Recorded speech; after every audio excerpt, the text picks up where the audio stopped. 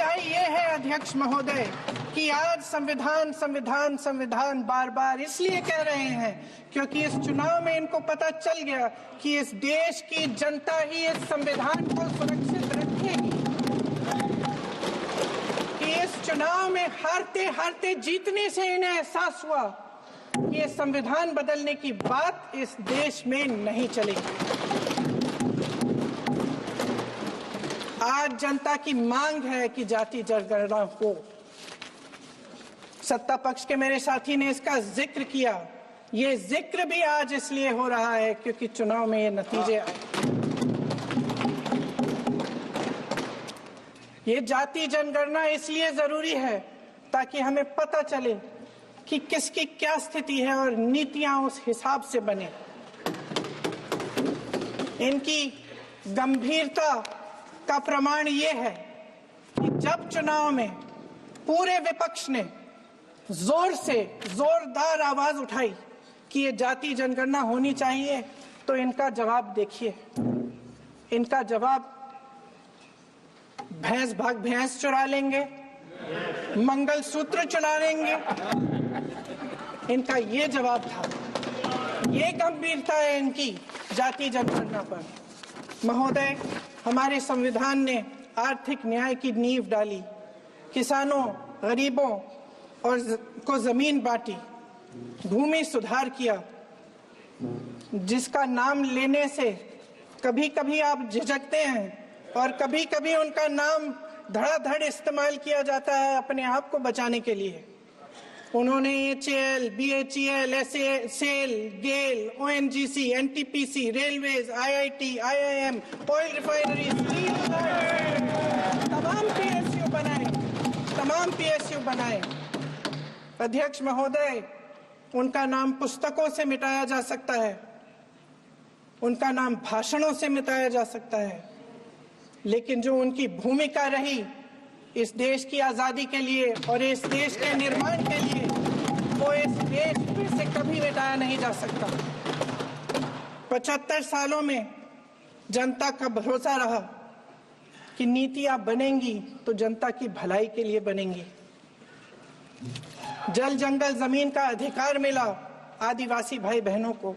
इंदिरा जी ने बैंकों का राष्ट्रीयकरण करवाया, खदानों का राष्ट्रीयकरण कराया। कांग्रेस और यूपीए की सरकारों में शिक्षा का, भोजन का अधिकार मिला। 75 सालों में जनता का भरोसा मिला। पहले संसद चलती थी तो जनता की उम्मीद होती थी कि सरकार महंगाई और बेरोजगारी पर चर्चा करेगी, कोई उपाय निकालेगी, कोई रास्ता निकालेगी। लोग मानते थे कि अगर कोई नई आर्थिक नीति बनेगी तो देश की अर्थव्यवस्था को मजबूत बनाने के लिए बनेगी, तो भारतीय बाजार को मजबूत बनाने के लिए बनेगी, उनके भविष्य को मजबूत बनाने के लिए बनेगी। किसान और आदिवासी भाई बहन भरोसा करते थे कि यदि जमीन के कानून में संशोधन होगा तो उन्हीं की भलाई के लिए होगा। आप नारी शक्ति की बात करते हैं। आज चुनाव की वजह से शायद इतनी बातचीत हो रही है नारी शक्ति के बारे में, क्योंकि हमारे संविधान ने महिलाओं को यह अधिकार दिया, उनकी शक्ति को परिवर्तित किया वोट में। और आज आपको पहचानना पड़ रहा है कि महिलाओं के बिना, कि नारी शक्ति के बिना ये सरकारें नहीं बन सकती हैं। इसीलिए आज आप नारी शक्ति की बातें दोहरा रहे हैं। जो आप नारी शक्ति का अधिनियम लाए हैं उसको लागू क्यों नहीं करते? वो 10 साल बाद लागू क्यों होगा? क्या आज की नारी 10 साल इंतजार करेगी उसके लागू करने के लिए? क्या बात है, क्या बात है।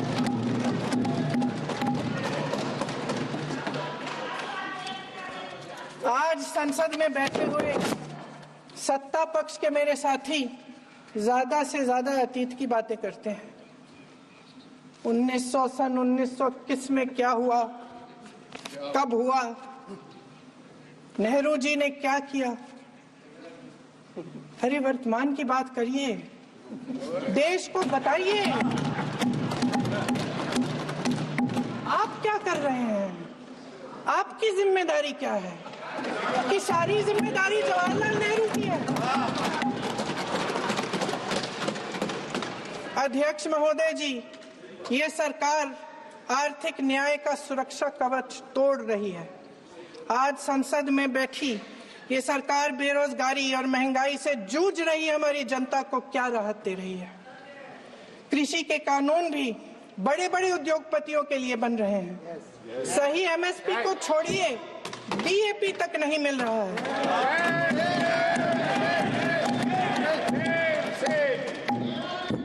वायनाड से लेकर ललितपुर तक इस देश का किसान रो रहा है। आपदा आती है तो उसको कोई राहत नहीं मिलती। भगवान भरोसे है आज इस देश का किसान, उसको छोड़ दिया गया है। आज हिमाचल में देखिए, जितने भी कानून बने हैं वो सब बड़े बड़े उद्योगपतियों के लिए बन रहे हैं। हिमाचल में जो सेब उगता था, उसके जो छोटे छोटे किसान हैं वह रो रहे हैं, क्योंकि एक व्यक्ति के लिए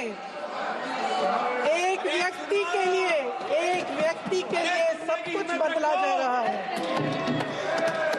सुनने की हिम्मत रखो।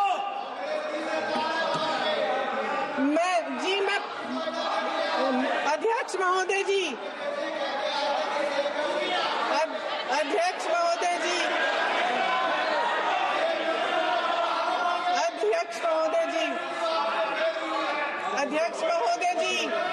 अडानी जी को सारे कोल्ड स्टोरेज प्रदेश की सरकार ने नहीं दिए। अडानी जी को सारे कोल्ड स्टोरेज आपकी सरकार ने दिए। देश देख रहा है कि एक व्यक्ति को बचाने के लिए 142 करोड़ देश की जनता को नकारा जा रहा है। सारे बिजनेस, सारे संसाधन, सारी दौलत, सारे मौके एक ही व्यक्ति को सौंपे जा रहे हैं। सारे बंदरगाह, एयरपोर्ट्स, सड़कें, रेलवे का काम, कारखाने, खदाने, सरकारी कंपनियां सिर्फ एक व्यक्ति को दी जा रही है।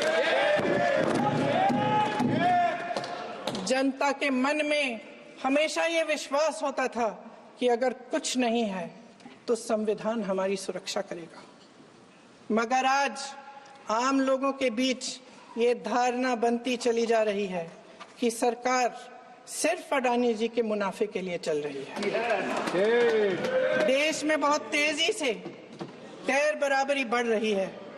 जो गरीब है वो और गरीब हो रहा है, जो अमीर है वो और अमीर हो रहा है। इस सरकार ने आर्थिक न्याय की भी सुरक्षा कवच तोड़ दिया है। राजनीतिक न्याय की जब बात होती है, मेरे सत्ता पक्ष के साथी आज खड़े हुए और तमाम गिनती करने लग गए कि ऐसा हुआ वैसा हुआ, 1975 में जो हुआ। तो सीख लीजिए ना, आप भी सीख लीजिए। आप भी अपनी गलतियों के लिए माफी मांग लीजिए। आप भी बैलेट पे चुनाव कर लीजिए। दूध का दूध, पानी का पानी हो जाएगा। आप राजनीतिक न्याय की बात करते हैं, सरकारों को पैसों के बल पर गिरा देते हैं।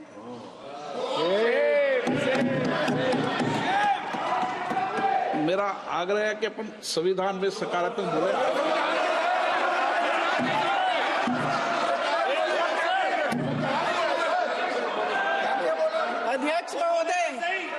अध्यक्ष महोदय, सत्ता पक्ष के हमारे साथी ने एक उदाहरण दिया उत्तर प्रदेश की सरकार का, तो मैं भी एक उदाहरण दे देती हूँ महाराष्ट्र की सरकार का। मैं भी एक उदाहरण दे देती हूँ हिमाचल की सरकार को तोड़ने की कोशिश किसने की? पैसों के बल पे की गोवा की सरकार। तमाम उदाहरण राजस्थान की। क्या ये सरकारें जनता ने नहीं चुनी थी? क्या संविधान इन पर लागू नहीं था? पूरी देश की जनता जानती है कि इनका हंसती है, जानती है कि इनके यहाँ तो वॉशिंग मशीन है।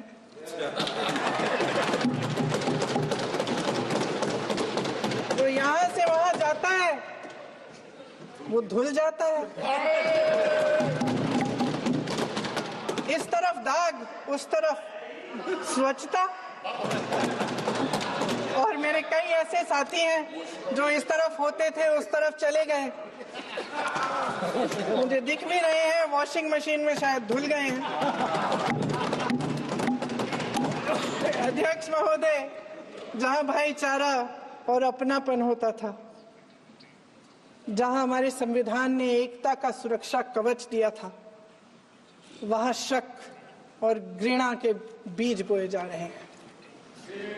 एकता का सुरक्षा कवच तोड़ा जा रहा है। प्रधानमंत्री जी यहां सदन में संविधान की किताब को यूं माथे से लगाते हैं, लेकिन संभल में, हाथरस में, मणिपुर में जब न्याय की गुहार आती है, उठती है, तो उनके माथे पे शिकन तक नहीं आता।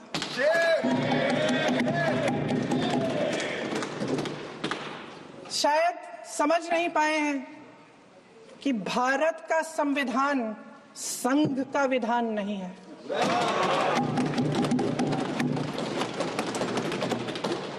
भारत के संविधान ने हमें एकता दी, हमें आपसी प्रेम दिया। उस मोहब्बत की दुकान जिस पर आपको हंसी आती है, उसके साथ करोड़ों देशवासी चले। करोड़ों देशवासियों के दिल में एक दूसरे के लिए प्रेम है, घृणा नहीं है।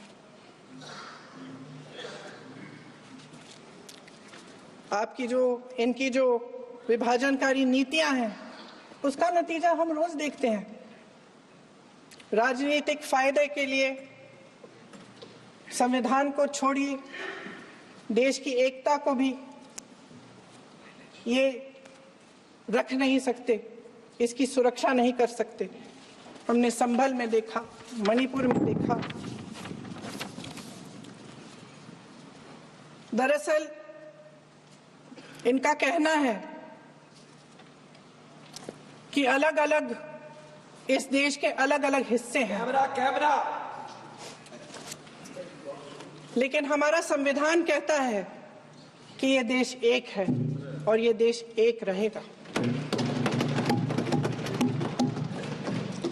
जहां खुला विवाद होता था, अभिव्यक्ति का सुरक्षा कवच होता था, इन्होंने भय का माहौल पैदा किया है। सत्ता पक्ष के मेरे साथी अक्सर 75 सालों की बात करते हैं, लेकिन इन 75 सालों में ये उम्मीद, आशा, ये अभिव्यक्ति की ज्योति कभी थमी नहीं, कभी बुझी नहीं। इस देश की जनता ने खुलकर आलोचना की, निडर होकर धरने किए, प्रदर्शन किए। जब जब जनता नाराज हुई, तब तब सत्ता को ललकारा, उसे चेतावनी दी, बड़े से बड़े नेताओं को कटघरे में खड़ा किया, उनसे जवाब मांगा, न्याय मांगा। इस देश के छोटे छोटे से नुक्कड़ की दुकानों में, चाय की दुकानों में, इस देश के घरों में, गलियों में, मोहल्लों में, अखबारों में, प्रकाशन घरों में, न्यायपालिकाओं में चर्चा कभी बंद नहीं हुई। लेकिन आज ये माहौल नहीं है। आज जनता को सच बोलने से डराया जाता है, धमकाया जाता है। पत्रकार हो या विपक्ष का नेता हो या किसी यूनिवर्सिटी का प्रोफेसर हो, छात्र संघ हो या कर्मचारियों का संगठन हो, सबका मुंह बंद कराया जाता है। किसी पे ईडी, किसी पे सीबीआई, किसी पे इनकम टैक्स, फर्जी मुकदमे लगवाए जाते हैं, जेल में डाल दिया जाता है। विपक्षी नेताओं को जेल में डाल दिया जाता है, उनको सताया जाता है। किसी को नहीं छोड़ा इस सरकार ने। देशद्रोही कह कह के उत्तर प्रदेश में मुझे याद है कुछ अध्यापिकाएं प्रदर्शन कर रही थी, उन पर मुकदमा डाल दिया देशद्रोही का, उन्हें देशद्रोही कह दिया। इन्होंने देश का पूरा माहौल भय से भर दिया है। इनकी मीडिया की मशीन झूठ फैलाती है, तरह तरह के आरोप लगाती है। और शायद वह भी भय में ही है। महोदय, मैं इस सदन को याद दिलाना चाहती हूं कि ऐसा डर का माहौल देश में अंग्रेजों के राज में था। जब इस तरफ बैठे हुए गांधी की विचारधारा वाले लोग आजादी की लड़ाई लड़ रहे थे और उस तरफ वाली विचारधारा वाले लोग भय में रहकर अंग्रेजों के साथ साठ-गांठ कर रहे थे। लेकिन अध्यक्ष महोदय, भय का भी अपना स्वभाव होता है। भय फैलाने वाले हमेशा भय का खुद शिकार बन जाते हैं। ये प्रकृति का नियम है। आज इनकी भी यही हालत हो गई है। भय फैलाने के इतने आदी हो गए हैं कि खुद भय में रहने वाले हैं। चर्चा से डरते हैं, आलोचना से घबराते हैं। कई दिनों से हम मांग रहे हैं कि चर्चा करिए, लेकिन चर्चा करने की हिम्मत ही नहीं है।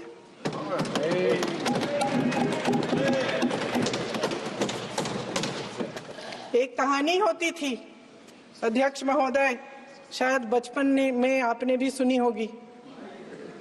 राजा भेष बदलकर बाजार में आलोचना सुनने जाता था। ये सुनने जाता था कि प्रजा मेरे बारे में क्या कह रही है, मैं सही रास्ते पे चल रहा हूं कि नहीं। लेकिन आज का राजा, भेष तो बदलते हैं आज के राजा, शौक तो है उनको भेष बदलने का, लेकिन न जनता के बीच जाने की हिम्मत है और न आलोचना सुनने की। महोदय, मैं तो सदन में नहीं हूं।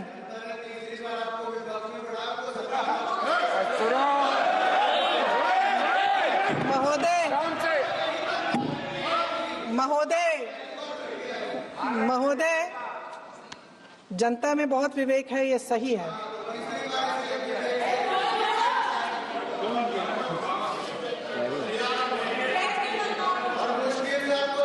अच्छा महोदय, मैं सदन में नहीं हूँ। कुछ ठीक है, मैं सदन में नहीं हूँ, मात्र 15 दिनों से आ रही हूँ। लेकिन मुझे ताज्जुब होता है कि इन 15 दिनों में इतनी बड़े इश्यूज हैं, इतनी बड़ी बातें हैं। प्रधानमंत्री जी मात्र एक दिन के लिए, शायद 10 मिनट के लिए दिखे हैं सदन।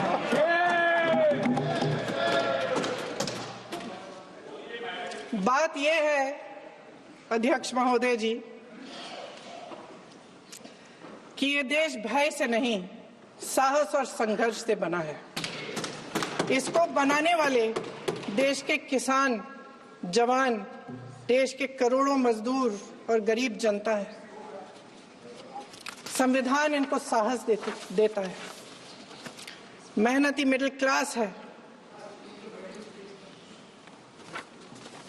और इस देश के जो करोड़ों देशवासी हैं, जो रोजाना भयंकर परिस्थितियों का सामना करते हैं, उनको साहस देता है। वायनाड में जो आपदा आई, उसमें एक छोटा लड़का था 17 साल का। 6 घंटों के लिए उसने अपनी मां को बचाने की कोशिश की। 6 घंटों के लिए आप सोच सकते हैं कि अगर नदी की धारा बह रही है, नाराज है, आप अपनी मां को पकड़े हो, 6 घंटों के लिए पकड़े रखते हो कि मेरी मां बच जाएगी, और अंत में वो मां भी बह जाती है। उस लड़के का साहस, उन महिलाओं का साहस जो पीड़ित हैं लेकिन फिर भी अपनी लड़ाई लड़ रहे हैं, उन संभल के बच्चों का साहस जिनके पिताजी अभी गुजर गए लेकिन फिर भी उनके सपनों को साकार करने की हिम्मत है, उनका साहस है। वो साहस इस संविधान ने दिया है।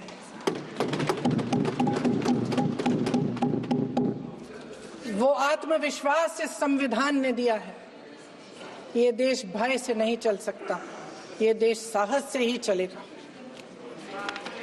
भय की भी सीमा होती है, और जब वो सीमा पार हो जाती है, जब किसी को इतना दबाया जाता है कि उसको लगने लगता है कि अब मेरे पास खोने के लिए कुछ नहीं है, तब उसमें एक ऐसी शक्ति पैदा होती है जिसके सामने कोई कायर खड़ा नहीं हो सकता।